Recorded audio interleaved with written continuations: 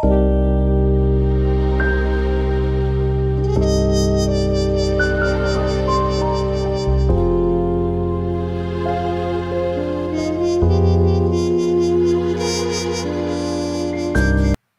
విధేయత చూపుతూ దేవుణ్ణే దృష్టిలో పెట్టుకొని, ఇదిగో దేవుడు ఇది చెప్తున్నాడు, ఇది చేయాలి, దేవుడు ఇది వద్దంటున్నాడు, దీన్ని మానేయాలి అని ప్రతి దానిలో కూడా అలా పరిశీలించుకుంటా ముందుకు సాగే వాళ్ళు ఎవరైనా సరే వాళ్ళ మీద దేవుడు ప్రత్యేకమైన దృష్టి నిలుపుతాడు.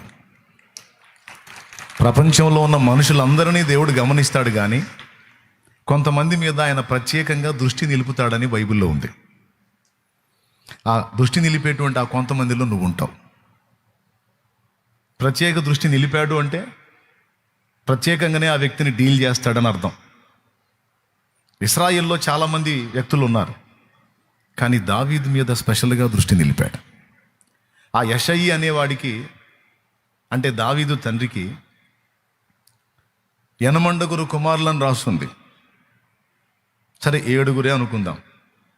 7లో ఆ దావీదుని తీస్తే 6 ఉన్నారుగా, ఆడపిల్లలు గాక. కానీ వాళ్ళెవ్వరి మీదకి ఆయన దృష్టి పోలా. దావీదే ఆకర్షించాడు దేవుని దృష్టిని. ఎందుకు, ఎలా ఆకర్షించబడతాడు దేవుడు, ఎలా ఆకర్షించాడు దావీదు దేవుని దృష్టిని అంటే సింపుల్గా ఒక్కటే మాటలో చెప్పాలంటే దావీదు దేవుణ్ణి ప్రేమించాడు. దావీదుకి అన్నిటికంటే అందరికంటే దేవుడు అంటే ఇష్టం. మన భాషలో చెప్పాలంటే సింపుల్గా దేవుడి పిచ్చోడు. చిన్నతనం నుంచి దేవుడి పిచ్చే. దేవుడిని ఎవరు ప్రేమిస్తారో, దేవుడి గురించి ఎవరు ఆలోచిస్తూ ఉంటారో, దేవుడు సంతోషించే విధంగా ప్రవర్తించాలని ప్రతి అడుగులోనూ ఎవరు పరిశీలించుకుంటారో వాళ్ళు దేవుణ్ణి ఆకర్షిస్తూ ఉంటారు. ఎందుకయ్యా వాళ్ళకి ఆకర్షించబడుతున్నావు నువ్వు అంటే, వాడు నన్ను ప్రేమిస్తున్నాడు రా, వాడికి నేనంటే పిచ్చి, ఆమెకి నేనంటే చాలా ఇష్టం. నన్ను ప్రేమించే వారిని నేను కనిపెడతాను. నా దగ్గరికి వచ్చిన వాళ్ళందరూ ఒకే పరిధిలో నన్ను ప్రేమించరు. కొంతమంది 90% నన్ను ప్రేమిస్తారు, కొంతమంది 70% ప్రేమిస్తారు, కొంతమంది 50% ప్రేమిస్తారు, కొంతమంది 25%, కొంతమంది మరి 10% ప్రేమిస్తారు. కొంతమంది అయితే మరీ దారుణం, యూజ్ అండ్ త్రో. సమస్యలు ఉన్నాయా, అవసరాలు ఉన్నాయా అంటే దేవుడి కాళ్ళు పట్టుకుందాం, తీరినాయా బై బై చెప్దాం అనే టైప్. ఎవరు సైకాలజీ ఏంటో నాకు తెలుసు.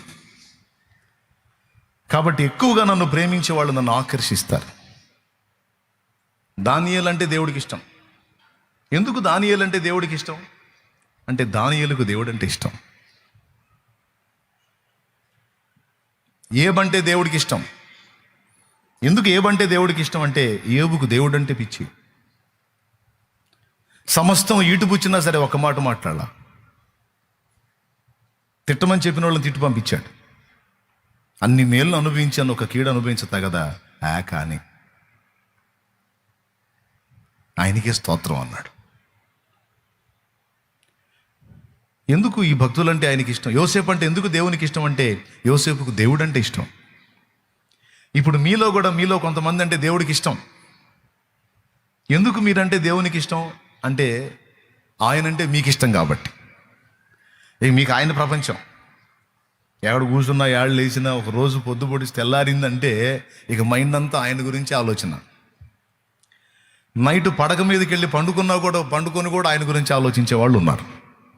అరే నా ఇల్లు, నా సంసారం, నా కుటుంబం, నా బాధలు సాధలు కాదు, ఆయన చూసుకుంటాడు, ఇచ్చినవాడు నమ్మదగినవాడు. దేవుడు ఎవడరా అనే నాస్తికుడిని కూడా దేవుడు అన్నం పెట్టి బతికిస్తున్నాడు. దేవుడి పిచ్చిలో ఉన్న నాకు న్యాయం చేయడా? అది వాటి గురించి నేను ఆలోచించి కంగారు పడాల్సిందేం లేదు. తగిన కాలమందు అన్ని సమస్యలను నా తండ్రి ఆయనే పరిష్కరిస్తాడు, నేను వాటి గురించి కలవరపడాల్సిన అవసరం లేదు అని ఆయన కార్యాలను గురించి, ఆయన తలంపుల్లో, ఆయన ఆలోచనల్లో మీరు ఎంతమంది అట్లా ఆలోచిస్తారండి? నైట్ పండుకొని పడకెక్కి కూడా దేవుని గురించి ఆలోచించే వాళ్ళు ఎంతమంది ఉన్నారు? చేతులు ఎత్తండి. అబద్ధాలు ఆడుకొని చేతులు ఎత్తండి.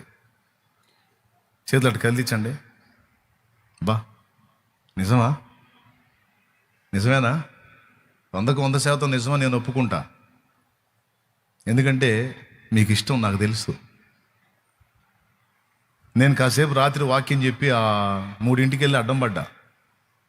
మీలో కొంతమంది ఎక్కడే కూర్చొని ప్రార్థన చేసుకున్న వాళ్ళు ఉన్నారు. దేవుని సన్నిధిలో దోమలు కొడుతున్నా సరే ఎక్కడే పడిగాపులు కాసుకున్నారు. ఎంతంత దూరాల నుంచో వచ్చి ఇష్టం, ఆయన గురించి ఆశ. మరి ఇంతగా ప్రేమించి మిమ్మల్ని వదిలిపెడతాడా? నేను అంటున్నాను స్పష్టంగా, తప్పకుండా ఆయన మిమ్మల్ని దృష్టిస్తాడు. దేవుణ్ణి ఎవరు ఆకర్షిస్తారు? మీరు చెప్పండి. ఇప్పుడు అదా చెప్పాగా, దేవుణ్ణి ఎవరు ఆకర్షిస్తారు? పెద్దగా శబాష్, బాగా తీసుకున్నారు ఆ మాట. ఆయన్ని ప్రేమించేవాళ్ళు. యేసయ్యను ప్రేమించాలండి. యేసయ్యతో మనం లవ్లో పడాలి. చెత్త ఎదవులతో కాదు, చెత్త మనుషులతో కాదు. ఎవరితో? యేసయ్యతో ప్రేమలో పడాలి. పరిశుద్ధాత్మను పొందిన వాళ్ళు, అలా యేసయ్యతో అనురాగాన్ని ఏర్పరచుకున్న వాళ్ళు పురుషులు ఉన్నారు, స్త్రీలు ఉన్నారు. ఇక వాళ్ళు ఎక్కడ కూర్చున్నా ఏం చేసినా సరే ఎట్లా ఉంటుందో తెలుసా? వాళ్ళ వ్యవహారం అంతా గుణవతి అయిన భార్య లాగుంటుంది. గుణవతి అయిన భార్య దొరకుట అరుదు, అట్టిది ముత్యముల కన్నా అమూల్యమైనది అన్నాడు వాక్యంలో. ఆమె గురించి ఏం రాశాడో తెలుసా? ఆమె అన్ని విషయాల్లో తన పెనిమిటికి లాభాన్ని కలిగించడానికే ఆలోచించిందంట. ఆమె పెనిమిటి లాభప్రాప్తికి వెలితి కలగదు అని రాశాడు సామెతలు 31లో. అట్లాగున్న దేవుణ్ణి ప్రేమించేటువంటి వ్యక్తుల మనసు ఎక్కడున్నా ఏం చేస్తున్నా సరే దేవుని గూర్చిన ఆలోచనలు, దేవుని కార్యాలను గూర్చిన తలంపులతో నిండిపోతారు. దేవుణ్ణి స్తుతించుకుంటూ ఉంటారు, దేవుణ్ణి పాడుకుంటూ ఉంటారు. కొంతమంది మిరపచేలో పనులకు వెళ్తారా? ఆ పనులకు వెళ్ళిన దగ్గర కూడా ఆయన పాటలే పాడుతూ ఉంటారు. ఇప్పుడు వాక్యం వింటారా? ఆ పొలాల్లో పనులు చేసుకుంటున్నప్పుడు ఆ వాక్యాలే చెబుతుంటారు పక్కన వాళ్ళకి. కొంతమంది అడుగుతారు, ఎప్పుడు ఇక నీకు అదే పిచ్చా? నీ రెండో పిచ్చి ఉండదా అంటే, అది ఎక్కాల్సిన పిచ్చే ఈ పిచ్చి, పట్టాల్సిన పిచ్చే ఈ పిచ్చి, ఇక మిగిలిన పిచ్చులన్నీ నాశనం చేసే పిచ్చులు. కానీ దేవుణ్ణి ప్రేమించే మనసు ఉంది చూడు, దేవుడి ప్రేమించే పిచ్చి ఉంది చూడు, సూపరు. అది కావాలి మనకి. ఆ మైండే రావాలి. వాడు ధన్యుడు, ఆమె ధన్యురాలు, అతడు ధన్యుడు. రాత్రి ఈ విషయాలన్నీ మనం మాట్లాడుకున్నాం.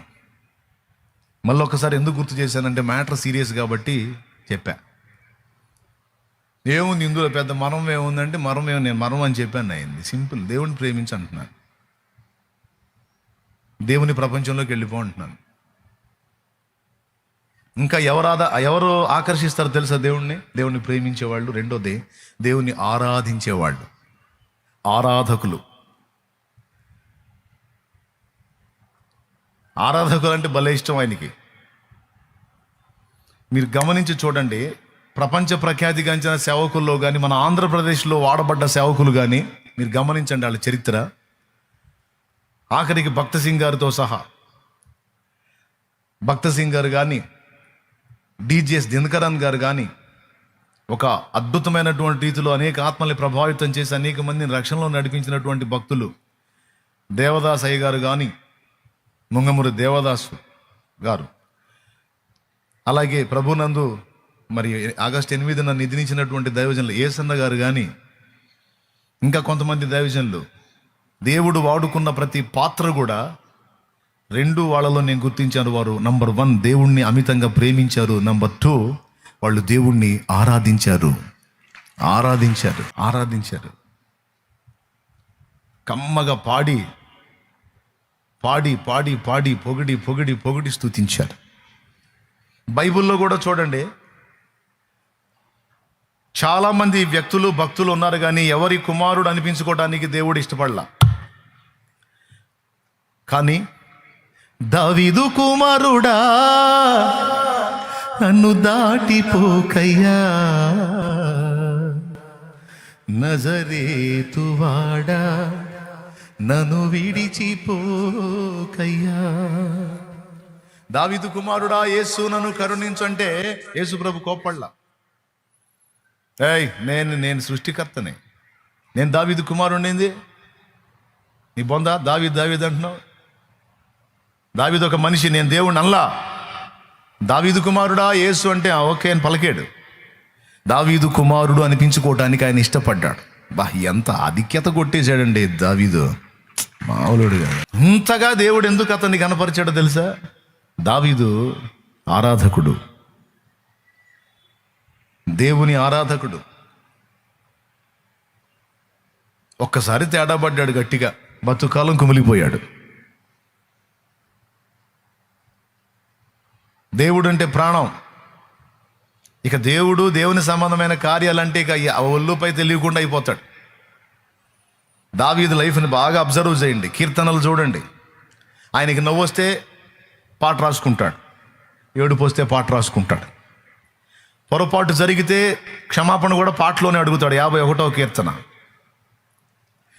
బుద్ధి చెప్పుకోవాలన్నా, తనకు తాను లెంపలేసుకోవాలన్నా కూడా పాటలోనే, అది కూడా పాట రాసుకుంటాడు.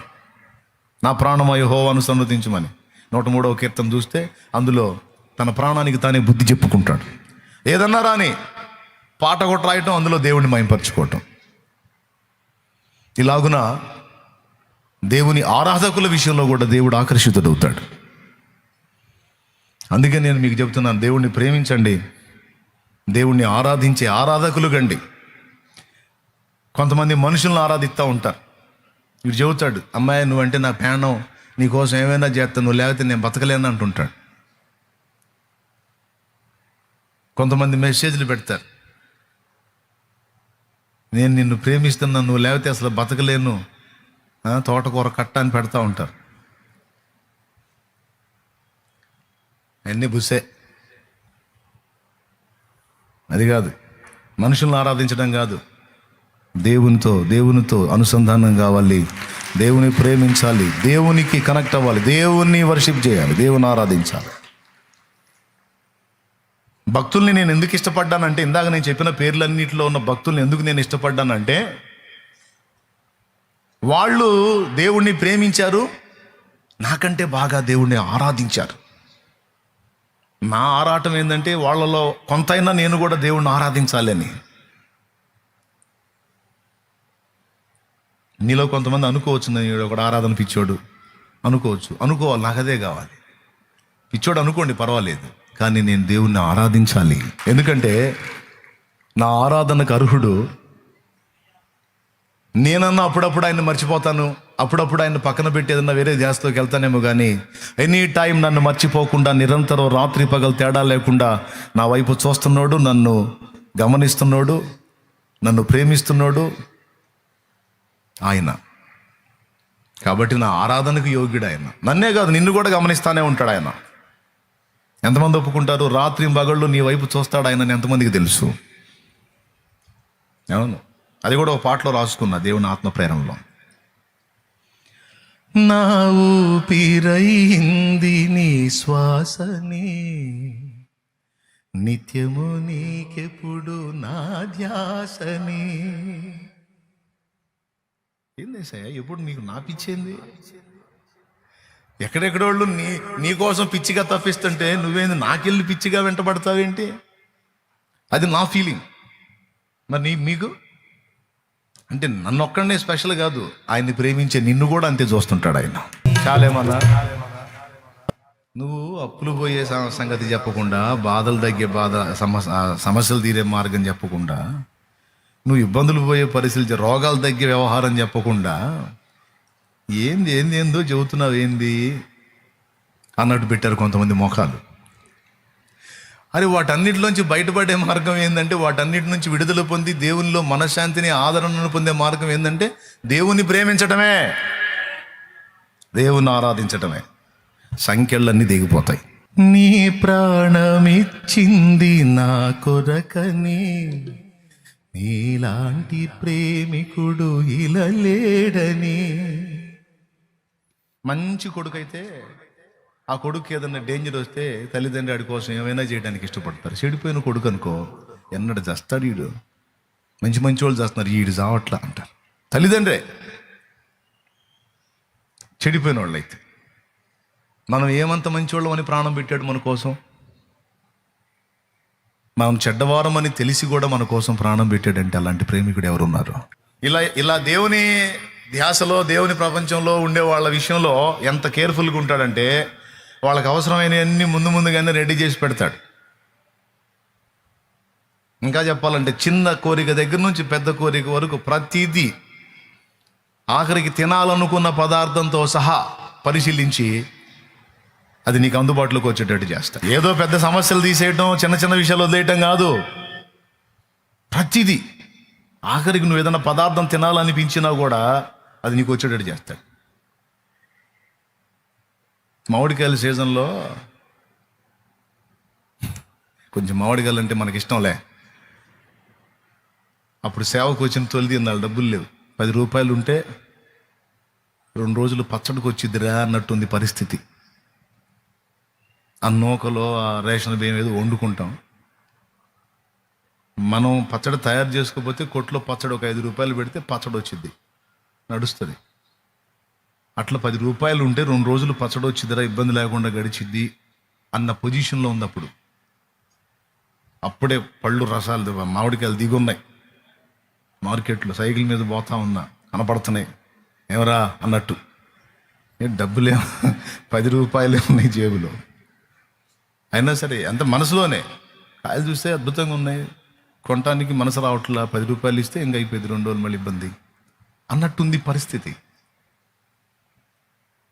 సరేలే డబ్బులు వచ్చినప్పుడు తిందాంలే, ఇప్పుడు దేవుడు ఇవ్వలేదు అంతే అనుకుంటే ఏదో పాడుకుంటూ వెళ్ళిపోయా. అయిపోయింది ఆ రోజు, పూర్తిగా అయిపోలా. సాయంత్రం అయింది. నా మనసులో నేను అనుకున్న ఆలోచన తల్లిదండ్రులకు తెలియదు, భార్యకి తెలియదు, నాతో ఉన్న బిడ్డలకి తెలియదు, ఎవరికి తెలియదు.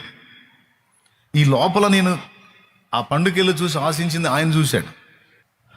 ఏందిరా మామిడికాయ తింటావా, సరిపో అని ఒక అన్యురాలతో మాట్లాడాడు. ఒక అన్యురాలతో. ఆ అన్యురాలు మన సహవాసానికి వచ్చేటువంటి ఒక సోదరికి ఒక పెద్ద కవర్ నిండా, పెద్ద కవర్ ఇంత ఉంది కవరు. ఆ కవర్ నిండా నేను బండి మీద చూసిన కాయలు, ఈ సైజు కాయలు ఎంత ఉందో ఒక్కొక్క కాయ. మామిడి పండు అండి, మామిడి పండు ఒక్కొక్కటి ఎంత ఉంది, 5 పెద్ద పండ్లు 5. ఆ కవర్ నిండా వచ్చేసినాయి 5. నువ్వేదో చెబుతుంటావుగా అప్పుడప్పుడు మా పాస్టర్ గారని, ఇది తీసుకెళ్ళి ఆయనకి అని పంపించింది. ఆ రోజే ఇప్పుడు మీరు చెప్పండి, కాయలు తినటం సంగతి ఏమో కానీ ఆ కాయలు చూసి ఏడుపు వచ్చింది. ఏమయ్యా, మనసులో అనుకున్న దాన్ని కూడా వదిలిపెట్టవా? అచ్చంగా నా మీదే వేసావేంది కెమెరా? అది ఎట్లా తెలుస్తాయిదేవా నీకు? పొద్దుకూక మాకెళ్ళే పెడతావా నీ మైండ్ అంతా? అరే నేను రోడ్డు మీద పోతా అనుకున్నది నీకెట్ట తెలిసింది? అసలు అంత దృష్టి ఎట్ట పెట్టావు? నీకేం పనులు లేవా? ఇంత ప్రపంచాన్ని నడిపించాలి, ఎంత బిజీ నువ్వు? అసలు ఇంత బిజీలో నన్నెట్ట కనిపెడతావా నువ్వు? ఒకసారి కనిపెట్టేటివేంది, ఆనాటి నుంచి ఈనాటి వరకు ప్రతిరోజు, ప్రతి గంట, ప్రతి నిమిషం, ప్రతి సెకండ్, ప్రతి గడియ కనిపెడతానే ఉన్నాడు నిన్ను, నన్ను. ఎంతమంది ఒప్పుకుంటారు? దేవునికి అది సాధ్యమైంది.